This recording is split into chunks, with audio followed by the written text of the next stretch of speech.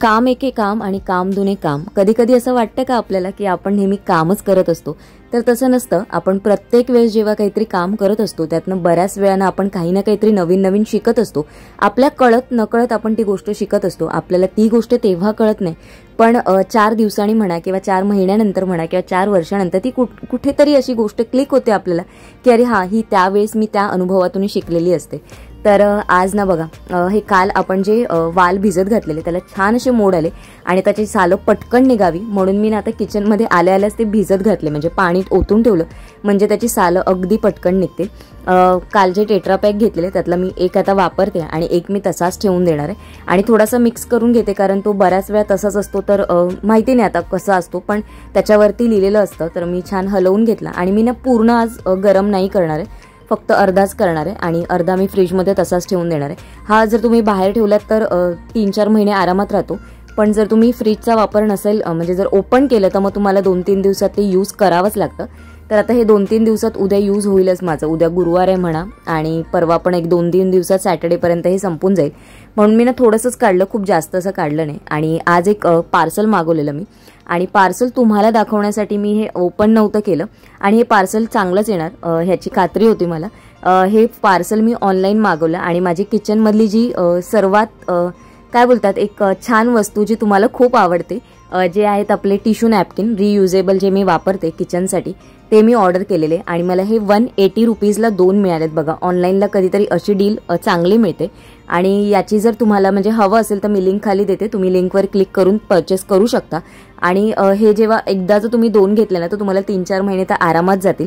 आणि माझ्याकडे जो बघा आहे ब्लू कलर, ॲक्च्युअली मी ब्लू कलर ऑर्डर केलेला पण ब्लू कलर आला नाही, हा पिस्ता कलर टाईपमध्ये कलर आलाय, पण मी आता रिटर्न नाही करणार आहे कारण वापरायचे आहेत. आता तो ऑलरेडी माझ्याकडे तो एक आहे, त्याच्यात मला ऑलरेडी मला 1-1.5 महिना जाईल. मी आता ओपन नाही करून दाखवते तुम्हाला, पण जेव्हा मी ओपन करेन ना तेव्हा त्याचं कापड वगैरे तुम्हाला दाखवेन. पण आता मला याची क्वालिटी बऱ्यापैकी माहिती आहे, कारण मी बऱ्याच वेळा ऑनलाईन कधी कधी मागवते. अगदीच जेव्हा थोड्याशा प्राईस वरती खाली असतात ना तेव्हा मग मी ऑफलाईनमध्ये घेते, पण कधी कधी ऑफलाईनला ज्या रेटला मिळतात ना त्याच रेटला जर तुम्ही डबलमध्ये घेतला ना तर तुम्हाला स्वस्त पडतात. तर जसं जसं डबलचा जो पेअर असेल ना त्याचीच लिंक मी तुम्हाला देईन, म्हणजे तुम्हाला बरं पडेल ते फाइंड आउट करायला पण, आणि तुम्हाला जर परचेस करायचं असेल तर तुम्हाला अगदी कमी किमतीत मिळून जातील. आणि जर तुम्ही एखाद्या ॲपवरनं सर्वात पहिली जर तुमची ती ऑर्डर असेल तर त्या ॲपचा पण काहीतरी डिस्काउंट वगैरे असेल ते जर तुम्ही ॲड केलं त्याच्यामध्ये तर तुम्हाला अजून ती गोष्ट स्वस्त मिळेल. म्हणजे जर 180ला असेल तर काहीतरी कुपन कोड किंवा जे काही फर्स्ट ॲपवरनं आपण कधी कधी शॉपिंग करतो तो 20-30 रुपये तर आपल्याला मिळतात कधी ना कधीतरी ऑफ. तर तसं वापरून तुम्ही केलात तर तुम्हाला हे 70-80 रुपयाला एक रोल पडेल. तर बघा, कधीतरी ट्राय करायचं असेल तर नक्की ट्राय करून बघा. नमस्कार, शुभ सकाळ, सुंदरच्या दिवसाच्या सुंदरच्या शुभेच्छा. मी प्राजक्ता आपल्या एका नवीन ब्लॉगमध्ये तुमच्या सगळ्यांचं खूप मनापासून स्वागत करते. आज आहे बुधवार आणि उद्या गुरुवारची सगळ्यांकडेच गडबड असेल. आजचा ब्लॉग उद्या बघायला मिळेल आणि उद्याच्या ब्लॉगमध्ये मी प्रयत्न करेन माझा पूजेचा ब्लॉग जर लवकर शूट, म्हणजे सकाळी तर होईल माझा शूट ऑफिसला जायच्या आधी, पण जर माझा ट्रेनमध्ये वगैरे व्यवस्थित एडिट झाला ना तर मी दुपारपर्यंत पोस्ट करण्याचा प्रयत्न करणार आहे. म्हणजे मला तरी असं वाटत नाही की तो होईल, पण मी प्रयत्न करेन माझ्याकडे, कारण थोडासा व्हॉइस ओव्हर जेव्हा येतो ना व्हिडिओला करायला तेव्हा थोडासा प्रॉब्लेम होतो. पण माझ्याकडनं 100% प्रयत्न करेन की उद्याचा व्हिडिओ तुम्हाला उद्याच बघायला मिळेल, कारण मग कसं होतं मग तो व्हिडिओ पेंडिंग, त्याच्यानंतर मग परत अजून संध्याकाळचं रुटीन असं पेंडिंग होत जातं. तर प्रयत्न करेन तुमच्यापर्यंत व्हिडिओ दुपारपर्यंत पोहोचवण्याचा, बघू कसं शक्य होतं तसं. तर आजच्या व्हिडिओला आपल्याला एक कमेंट आलेली, प्रीतीताईंची कमेंट होती आणि याच्या आधी पण मला बऱ्याच वेळा कमेंट आली. रेखाताईंची ही कमेंट मला नेहमी असते की प्राजक्ता तू एवढ्या फुलांचं काय करतेस, किंवा एवढी फुलं तू कुठे म्हणजे देवाला वाहतेस किंवा अजून काय करतेस.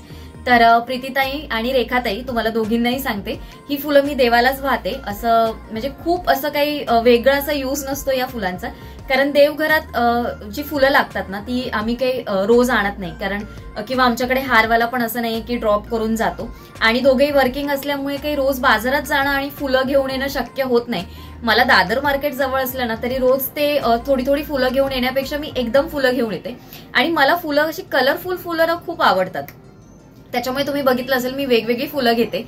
आणि सफेद फुलं शक्यतो मी घेत नाही, सफेदमध्ये मोगरा जो असेल तो मी घेते, बाकी सगळी फुलं अशी कलरफुल आणते. आणि सगळ्या फुलांचा म्हणजे जी फुलं असतात ना थोडी विचार करून आणते. जसं मी वेणी आणते, गजरा आणते, तर आमच्याकडे आमची कुलदेवता आहे भगवती आई पेडण्याची आहे, तर तिच्यासाठी असतं. त्याच्यानंतर महालक्ष्मी मातेची जी आहे जी आमच्या देवघरात आहे तिच्यासाठी लागतं, म्हणजे दोघींसाठी वेणी किंवा गजरा आणला जातो. जसं स्वामींसाठी आणि श्रीपाद श्री वल्लभांची मूर्ती आहे त्याच्यासाठी चाफ्याचं फूल आणते, किंवा मग कुठलंही पिवळं फूल जे माझ्याकडे बाहेर अवेलेबल असेल ते घेते मी. त्याच्यानंतर गणपती बाप्पा आहेत त्यांच्यासाठी जास्वंद मी शक्यतो आणत नाही, कारण काय होतं ना मला आणायचं असतं पण ना मला कळ्या त्या मी ज्या मिळतात ना तर सकाळी तेवढे लक्षात राहत नाही, पाण्यात टाकायच्या आणि त्या उमलायच्या, आणि उमललेल्या आणल्या आणि फ्रीजमध्ये ठेवल्या आणि की त्या सुकून जातात, त्याच्यामुळे जास्वंद आणत नाही. तर गणपती बाप्पा आहेत, बाळकृष्ण आहेत, त्याच्यानंतर अन्नपूर्ण माता आहे, त्याच्या व्यतिरिक्त आमच्याकडे गणपती, सरस्वती, महालक्ष्मी असं सगळं आहे. तर या सगळ्यांसाठी जरी आपण एक एक फूल म्हटलं, आपला कलश असतो त्याच्यावर एक एक फूल जरी म्हटलं ना तर तेवढी फुलं होतात, म्हणजे जवळपास 10-12 फुलं तरी एका वेळेस आपण वापरतो. आणि गजरे पण म्हणाल तर जसं मी म्हटलं 2 देव्यांना 2, स्वामींकडे, श्रीपाद श्री वल्लभांकडे, अन्नपूर्ण माताची मूर्ती. तर जसं मला ऍडजस्ट होतं, म्हणजे जेवढे माझ्याकडे अवेलेबल असतील त्या फुलांमध्ये कसं कसं मी बसवते तशी मी वापरते. आणि 4 ते 5 दिवस जातील ना एवढी फुलं मी घेऊन येते. आणि गेल्या वेळेस मी जी फुलं आणलेली ना त्यातली अर्ध्या वेण्या मी काकींना दिलेल्या आणि अर्ध्या वेण्या मी माझ्याकडे ठेवल्या, त्याच्यामुळे त्या लवकर संपल्या, नाही तर त्या जास्त दिवस राहतात. आणि मी अशी फुलं घेऊन आली ना तर आरामात मला 15 दिवस तर आरामात जातात. किंवा ज्या मोठ्या तगऱ्याच्या वेण्या वगैरे असतात ना ते एकदम पॅकेट आणलं ना तर आरामात 15 दिवस तर आरामात जातात. आणि मी कारण मी बाकीची पण फुलं घेऊन येते. तर रेखाताई आणि प्रीतीताई हे तुमच्या कमेंटचा आन्सर आहे. ऍक्च्युली सगळ्याच गोष्टी कमेंटमध्ये लिहायला जमत नाही त्याच्यामुळे म्हणून मी सांगते. आणि अजून एक कमेंट होती की प्राजक्ता तुला कॉन्टॅक्ट करायचा असेल तर कसा करावा. तर माझ्या इन्स्टा आयडीवर तुम्ही मला कॉन्टॅक्ट करू शकता, तिथे मला तुम्ही मेसेज करा, मी तिथे तुम्हाला आन्सर करेन. किंवा तुम्हाला अजून काही क्वेरी असेल, तुम्हाला इन्क्वायरीज असतील, कुठल्याही गोष्टी असेल, तुम्ही मला इन्स्टा आयडीवर कमेंट करा. तिथे मी तुमचं म्हणजे माझा कॉन्टॅक्ट नंबर तरी तुमच्याबरोबर शेअर करेन, किंवा तुमचं जे काही आन्सर म्हणजे तुमच्या कमेंट प्रश्नाचं उत्तर असेल ना ते तिथे मी तुम्हाला कमेंट मार्फत देईन. कमेंट बॉक्समध्ये मला पिंक करून फक्त ठेवा. तर आजच्या ब्लॉग मध्ये तुमच्यावरून मी काय काय शेअर करू असं मला झालंय. कामांना तर सुरुवात झालीये पण आलीये. सर्वात मोठं आज काम दिसलेलं मला हे जे वाल सोलायचे ते, पण हे वाल मला आज हेल्प करणारे सचिन, मी त्याला देणार आहे वाल सोलायला, कारण माझ्याकडे बरीचशी कामं आहेत. हे वाल सोलायला मी त्याला देणार. त्याच्यानंतर मला ना मिक्स वडी करायची ज्याच्यामध्ये मी पालक, मेथी, कारण मेथी पण माझ्याकडे थोडीशी उरली, काल जी मी मेथी आणलेली त्याची भाजी मी डब्यासाठी नेली आणि थोडीशी मी ठेवली, तर ती पण थोडी आहे, पालक पण थोडा आहे, कोथिंबीर पण माझ्याकडे थोडी आहे. तर मी मिक्स करून त्याची वडी बनवणार आहे. आणि यावेळेस मी डीप फ्राय नाही करणार, मी शॅलो फ्राय जसं प्रीतीताईंनी म्हटलेलं ना तसं मी उद्या संध्याकाळसाठी नक्की ट्राय करून बघणार आहे. त्याच्या व्यतिरिक्त मला ना ऍक्च्युली आज पुरणपोळीसाठी पुरण पण तयार करून ठेवायचं होतं, पण आज माझी खूप गडबड झाली तर आज मी ते नाही करणार. मला ना उद्या सकाळी अजून लवकर उठून ना पहिली ती चण्याची डाळ भिजत घालून पुरण पण मी सकाळी करून ठेवेन, म्हणजे उद्या पुरणपोळीचा आपला नैवेद्य पण संध्याकाळसाठी होईल. आणि काय करायचंय, आणि तर बऱ्यापैकी सगळं म्हणजे कलश वगैरे घासून ठेवायचे आहेत, त्याच्यानंतर वस्त्र बनवायचे म्हणजे कापसाचे जे वस्त्र बनवतो ते बनवायचे आहेत, त्याच्यानंतर फळं वगैरे जी आणली आहेत ती धुवून ठेवायची. अशी बरीच छोटी मोठी कामं आहेत. म्हणजे सकाळी आहे ना फक्त आपल्याला म्हणजे सगळं रेडीमेड असलं पाहिजे, म्हणजे कुठलीही गोष्ट ना सकाळी सकाळी शोधायला लागेल, कारण सकाळी एकदम कट टू कट टाइम असतो आणि तेवढ्याशा वेळात सगळं मॅनेज करून सगळं करून ऑफिसला पळायचं असतं. तर त्या सगळ्या गडबडीत ना सकाळी खूप गडबड होते. तर मी बघते आज माझ्याकडनं तुमच्यापर्यंत काय काय शेअर करता येईल. जेवढी माझी कामं आवरतील ना, जेवढी पटापट होतील ती मी सगळी तुमच्याबरोबर शेअर करेन, कारण प्लॅटफॉर्म वगैरे पण मला सगळं क्लीन करायचंय, हंडाकळशी घासायचंय, पाणी भरून ठेवायचं, सगळ्या गोष्टी आहेत, भरपूर गोष्टी आहेत. पण ज्या काही वेगळ्या अशा थोड्याफार गोष्टी असतील किंवा पूजा किंवा ज्या पूजा रिलेटेड असतील त्या मी नक्की तुमच्याबरोबर शेअर करेन. चला आता आपण कामांना सुरुवात करूया. चला आता पटापट कामांना सुरुवात करायची. मी ही जी काही कामं करत असते ना त्याच्याबरोबर मला माझ्या जेवणाची पण तयारी करत असते. ते एका साईडला मी ब्लॉग पण शूट करत असते, तुम्हाला माझी कामं पण दाखवत असते आणि बाजूला माझ्या जेवणाची पण तयारी चालू असते. बघा मी एका साईडला कुकर लावलेला आहे, दूध आपलं थंड होत आहे आणि जी उद्यासाठी फळं आणलेली म्हणजे जी 5 फळं लागतात. ऍक्च्युली माझी फक्त केळी आणायची राहिली, मी म्हटलेलं पुढे जाऊन मी घेईन पण मी नाही घेतली आणि म्हणजे राहून गेली माझ्याकडनं, ती विसरली मी, म्हणून मग मी काही नंतर परत गेली नाही आणायला रिटर्न, कारण खूप उशीर होतो. लाया बताशा घेऊन आली त्याचबरोबर हे जे आपलं ओटीचं सामान लागतं ते ओटीचं सामान थोडंफार मी घेऊन आली. नारळ ॲक्च्युली थोडासा लांब बघून मी घेतलेला आणि खूपच लांब मिळाला. ॲक्च्युली माझ्याकडे जो देवीच्या ह्याला लागणार आहे कलशासाठी तो मी ऑलरेडी घेतला आहे बघा. आणि ना आज एक ज्या मावशी होत्या त्या खूपच मागे लागलेल्या की हे घे म्हणून, तर मी घेतली. आणि कधीतरी आपण पण असं घ्यावं असं मला वाटतं, कारण आपण बऱ्याच वेळा एवढ्या गोष्टी घेत असतो, तर त्यांच्याकडनं ही 10 रुपयाची एक वस्तू घेतली तर त्यांनाच तेवढी मदत होते. तर कधीतरी माझ्याकडे कुठल्या तरी गोष्टी असल्या आणि त्याची म्हणजे असं कोणाला मदत करण्यासाठी कोणी बोललं ना तर मी घेते त्यांच्याकडनं बऱ्याच वेळा, कारण त्यांचं पण हीच सीझन असतो त्यांना की हेच काहीतरी मिळत असतात. मग मी घेत नव्हती म्हणून ना मला वरती 5 आंब्याची पानं पण लावून दिली की घे म्हणून. मग मी घेतली, कारण माझ्याकडे ऑलरेडी होती तरी पण मी घेतली. आणि हे नैवेद्यासाठी मी ना 1.5 किलो मोजूनच घेऊन आली. माझ्याकडे ऑलरेडी घरात चणा डाळ पण आहे आणि गुळ पण आहे, पण म्हणाला मोजा काढा असं बराचसा म्हणजे वेळ जायला असता माझा, म्हणून मी काय केलं खालून येतानाच वाण्याकडनंच 1.5 किलो चणा डाळ आणि 1.5 किलो गुळ आणलं. म्हणजे ते ना प्रमाणासाठी बरं पडतं, कारण 1.5 किलो डाळ घातली ना तर त्याला 200 ग्राम मी गुळ वापरते. अगदी कट्टुकट वापरत नाही, म्हणजे 1.5 किलोला 1.5 किलो नाही वापरत. खूप गोड होतं म्हणून मी 200 ग्राम वापरते. फळं जिथल्या तिथे ठेवून घेते आणि फळं पुसून वगैरेच ठेवते, कारण मला सकाळी खूप गडबड होते, कारण मग फळं धुवा वगैरे मग ती सुकणार असं सगळं होऊन जातं. त्याच्यामुळे मग मी आत्ताच सगळ्या या गोष्टी छोट्या छोट्या करून ठेवते. भाजी बघा मी 3 प्रकारच्या घेतल्या आहेत. मेथी घेतलाय, पालक घेतलाय आणि कोथिंबीर घेतली. हे सगळं ना मी मिक्स करून धुवून घेतलं, म्हणजे पहिलं सेपरेट धुतलं आणि नंतर मी मिक्स केलं. आता ना ती सुकट ठेवले आहे, म्हणजे त्याच्यातलं पाणी सगळं नितळेपर्यंत आपण इथे ना भांडी घासून घेणार आहोत जी देवपूजेला लागणार आहेत ती. तर त्याच्यासाठी ना मी गव्हाचं पीठ घेतलंय, त्याच्यामध्ये मीठ टाकलंय आणि त्याच्यामध्ये आगूळ टाकलेला आहे.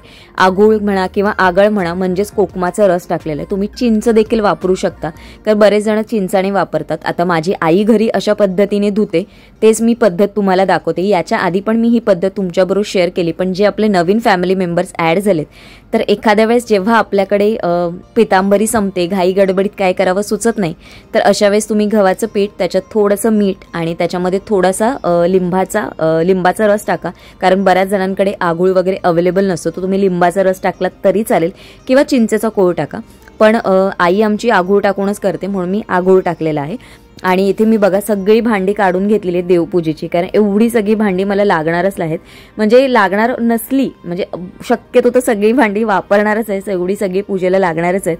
पण जर एखाद्या वेळेस एक्स्ट्राचं भांडं असेल ना तरी ते चालेल, पण सकाळी जेव्हा धुवायला जाईल ना तर खूप गडबड होते. तर बघा भांडी घासायला ना देवाची मी काता जो असतो तो वापरत नाही, कधी कधी वापरते, पण शक्यतो नारळाची किशी घेते. ती बेस्ट स्क्रब सारखी आहे आणि खूप अगदी छान असं घासला जातो. मग तुमचा तांब्या असो, कलश म्हणजे काही असो, म्हणजे कलश असो किंवा समई असो, काही असो, अगदी मस्त छान असं खसखशीत असं घासलं जातं आणि भांडं लवकर चकचकीत होतं. तर इथे बघा मी तुम्हाला दाखवते, कारण तांब्या हा ऑलरेडी बऱ्यापैकी काळा होता, काळपट झालेला, तर तोच मी तुम्हाला दाखवते. बघा थोडंसं लावून दाखवते आणि आता ना मी व्यवस्थित थोडंसं अजून घासून तुम्हाला दाखवते, म्हणजे तुम्हाला कळेल की याने पण खरंच फरक पडतो. ही पण एक सोपी पद्धत आहे. ज्यावेळेस पितांबरीने हात ना बऱ्याच वेळा काळे काळे होतात, कारण मग ज्यांची नखं असतील ना तर ते अगदी नखात जाऊन खूप रफ होऊन जातात, आणि ज्यांची नखं नसतील ना तर ते नखाच्या इकडच्या ना साईडची स्किन ना पूर्ण रफ होऊन जाते आणि पूर्णपणे काळी पडते. आता याच्यावरती आपण काय करायचं, हे जेव्हा पूर्णपणे आपण धुवून घेतो ना, सगळीकडनं घासून घेतलं ना की ह्याच्यावरती ना आपल्याला हे भांडं असं सुकवायचं नाही. आपण जो काही लिक्विड वापरत असू, म्हणजे किंवा विम बार वापरत असाल तुम्ही, साबण म्हणा किंवा लिक्विड म्हणा, तर त्याने परत तो घासायचा. आता बघा मी इथे घासते, कारण जो आंबटपणा असतो ना तो सगळा निघून गेला ना की मग भांडी लवकर काळी पडत नाही. कारण आपण बऱ्याच वेळा पितांबरीने जरी घासलं ना तरी वरतून घासतो आणि नंतर ना मग वरती आपण हा जो विम बार किंवा जे लिक्विड वापरतो ना त्याने घासत नाही. त्याच्याने काय होतं, तो जो एक त्याच्यावर जी रसायनची प्रक्रिया झालेली असते, म्हणजे आंबटपणामुळे जी रसायनची प्रक्रिया झालेली असते ना तांब्यावर, ती तशीच राहते आणि भांडं लवकर काळं होतं. तर काळं होऊ नये म्हणून तुम्ही वरती परत साबणाने घासा आणि मग तुम्ही पुसून घ्या किंवा मग छान अशी सुकवून घ्या. शक्यतो लवकर ड्राय होण्यासाठी पुसूनच घ्या, कारण कसं होतं त्याच्यावरनं नंतर डाग राहिले जातात. कधी कधी मग पाण्याचं ओघळ वगैरे राहिलं तर डाग दिसतात आणि मग भांडी ना एवढं पूर्णपणे घासून त्याचा काहीच उपयोग नसतो, त्याच्यावर छोटे छोटे डाग दिसतात. तर आता इथे माझी पूर्णपणे भांडी सगळी घासून झाली आहेत. आता मी व्यवस्थित स्वच्छ कपड्याने पुसून घेणार आणि मग खाली ठेवून घेईन, म्हणजे माझं एक मोठं काम झालं. तुम्ही बघाल एवढी भांडीत आणि जवळपास मला अर्धा तास ही भांडी घासायला गेला, त्याच्यापेक्षा थोडासा जास्तच गेला, कारण मला शूट करायचं असतं तर त्याच्यामध्ये थोडासा वेळ माझा जास्त जातो. तर अर्धा पाऊण तास तर गेलाच गेला माझा. तर असो, ही सगळी भांडी झाली आणि एक मोठं काम झालंय माझ्या सकाळच्या ह्याचं. आता थोडी थोडी कामं मी तुम्हाला बेसिक सगळी गोष्टी सांगते. हे मॅट मी आता सुकण्यासाठी ठेवते. या मॅटची पण मी लिंक देते, कारण ते पण अगदी आपल्या किचनसाठी ना एक परफेक्ट अशी वस्तू आहे, म्हणजे ज्याच्यावर तुम्ही म्हणजे जे काय असेल काचेची ग्लास वगैरे असतील, बाउल्स असतील, ते छानपैकी सुकत घालू शकता किंवा तुमची भाजी ड्राय करू शकता. सगळ्या प्रकारे तुम्ही त्याचा वापर करू शकता. बघा, माझं भांडी होईपर्यंत सचिनने मला आज हेल्प केली आणि मला वाल सोलून दिले.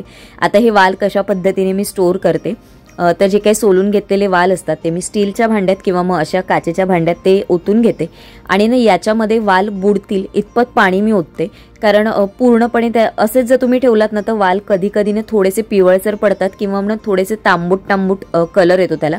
तर तुम्ही असं छानपैकी ना पाण्यात बुडवून जर ठेवले ना तर ते तसेच राहतात. मग तुम्ही 2 दिवस ठेवा किंवा 3 दिवस राहा, तुम्ही ही ट्रिक एकदा नक्की वापरून बघा, कारण बऱ्याच वेळा आपण घाई गडबड असते किंवा बाहेरून पण जो तुम्ही विकत आणलं तर बघाल ना ते पण तसेच असतात, थोडेसे तांबूस असतात किंवा थोडेसे पिवळसर असतात.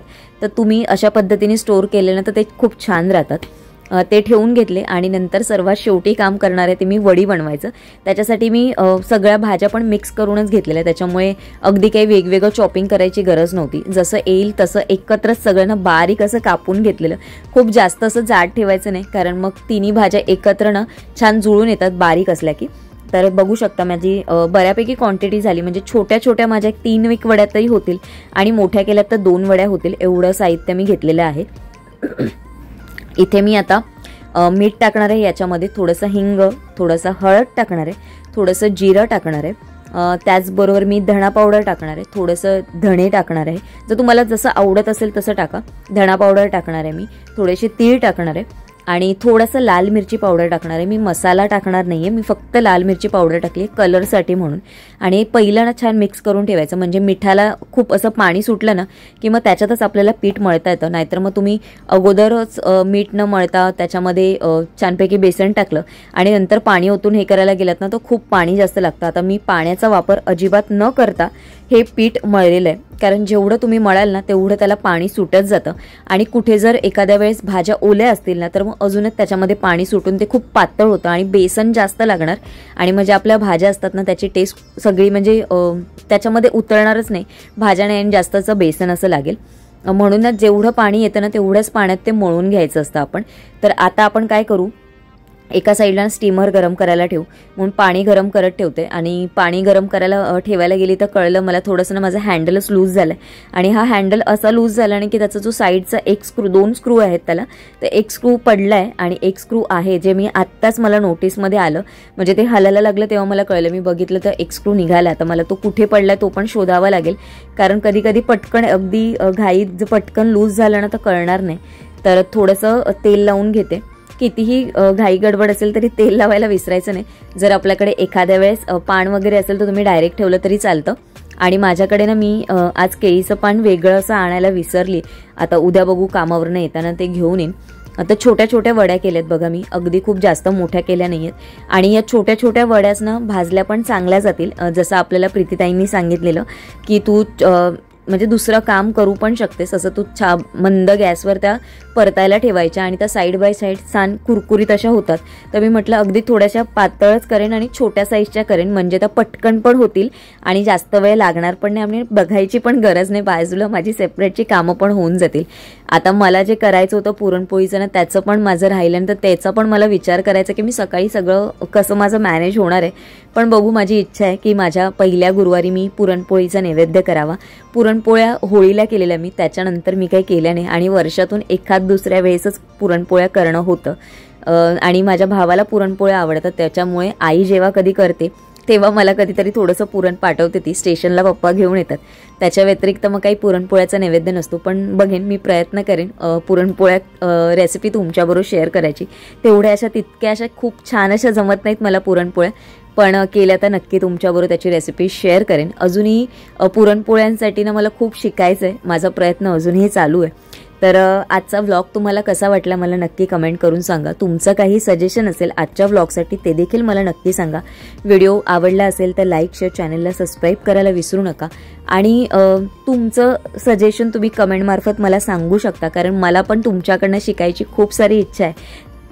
10 मिनिटात आपल्या वड्या तयार झालेल्या आहेत. हात लावून बघायचा, कुठे चिटकत असेल हाताला तर थोडंसं अजून 2-3 मिनिटं तुम्ही शिजवलात तरी चालेल. आणि त्याच्या व्यतिरिक्त पण तुम्हाला जर समजत नसेल तर थोड्याशा भेगा गेल्या असतील म्हणजे आपली वडी तयार झाली. चला, आजचा व्हिडिओ मी इथेच एंड करते. आशा करते तुम्हाला आजचा व्हिडिओ आवडला असेल. उद्या एका छानशा ब्लॉगमध्ये भेटेन आणि उद्याचा व्हिडिओ पूजेचा आहे तर नक्की बघायला विसरू नका. तुमचं काही सजेशन्स असेल ते देखील मला नक्की सांगा. चला, उद्या एका छानशा ब्लॉगमध्ये भेटेन. तोपर्यंत सगळ्यांना Shri Swami Samarth. Bye bye and take care.